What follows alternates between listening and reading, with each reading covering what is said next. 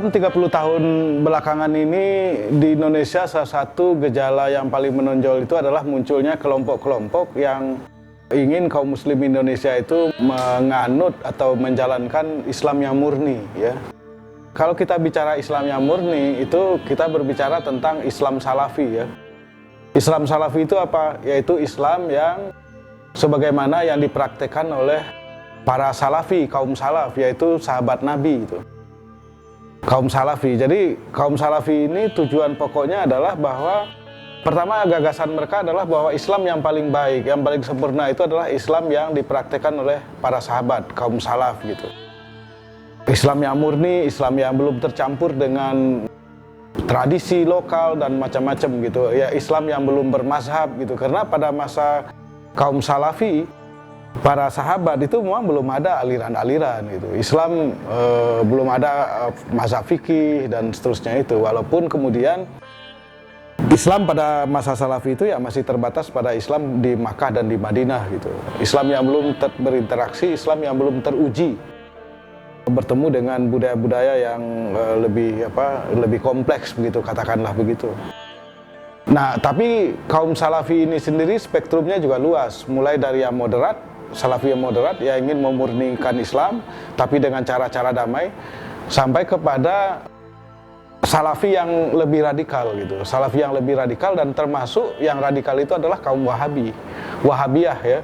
Wahabiyah atau Wahabisme yang muncul di Arab Saudi, di Arabia, semenanjung Arabia pada akhir abad 18 dan terus berkembang melalui kekuatan senjata, yaitu diantara terjadi kolaborasi antara pendiri gerakan Wahabiyah yaitu Muhammad bin Abdul Wahab dengan Raja Ibnu Saud yang kemudian mereka menyerbu Mekah dan Madinah dan membebaskan Mekah dan Madinah itu dari apa yang mereka sebut sebagai bid'ah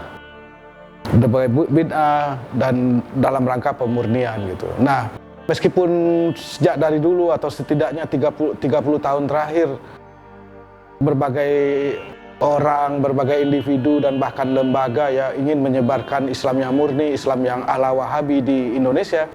Tapi dalam pengamatan saya mereka gagal. Tidak banyak orang Indonesia, Muslim Indonesia yang tertarik pada paham Wahabiyah karena beberapa alasan. Alasan pertama adalah bahwa Islam yang ingin disebarkan oleh kaum Wahabi ini adalah Islam yang menurut saya sering sebut sebagai Islam yang primitif, Islam yang sederhana gitu. Islam yang sangat sederhana lah, sedangkan kaum muslim Indonesia itu ingin mengamalkan Islam yang sophisticated, Islam yang canggih, atau Islam yang saya sebut dengan Islam berbunga-bunga, flowery Islam. Tidak cukup hanya dengan sholat wajib, tidak cukup hanya dengan misalnya ibadah wajib mahdoh yang lain gitu, tapi juga dengan tambahan-tambahan. Orang Islam Indonesia itu senang misalnya ziarah ke kuburan, misalnya ziarah ke leluhurnya atau kepada orang yang dihormatinya, kiainya dan seterusnya.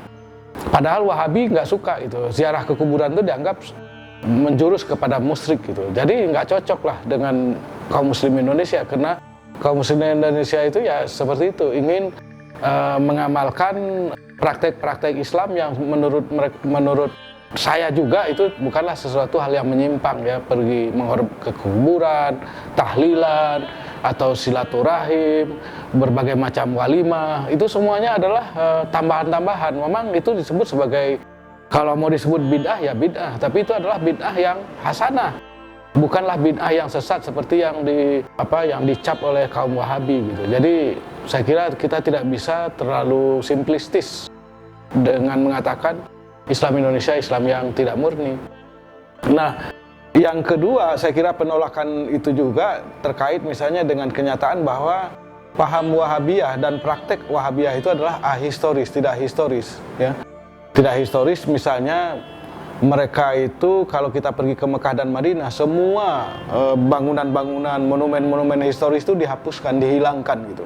Tidak ada lagi, hampir tidak ada lagi monumen historis di Mekah dan Madinah. Dan ini bagi kaum muslim Indonesia khususnya nggak cocok gitu ya. Dengan pandangan dunia kaum muslim Indonesia ini nggak cocok gitu. Orang Islam Indonesia ini sangat sadar pada sejarah gitu.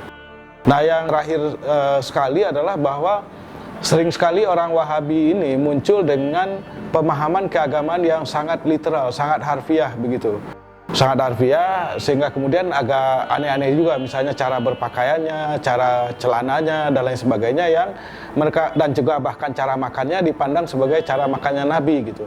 Nah itu nggak cocok dengan situasi sekarang ini, karena kemudian terjadi kontradiksi-kontradiksi. Jadi salah satu kelemahan pokok dari Wahabi ini adalah salah dalam persepsi dan konsepsi mengenai kehidupan Nabi dan kehidupan para sahabat. Dan inilah yang saya kira menjadi keberatan bagi kaum muslimin Indonesia untuk bisa mengadopsi, menerima ajaran Wahabi. Ya memang ada orang Indonesia, muslim Indonesia yang mengikuti Wahabi, tapi jumlahnya sangat-sangat terbatas begitu, sangat-sangat terbatas. Dan saya kira ke depan juga tidak akan pernah populer paham Wahabiyah ini di Indonesia.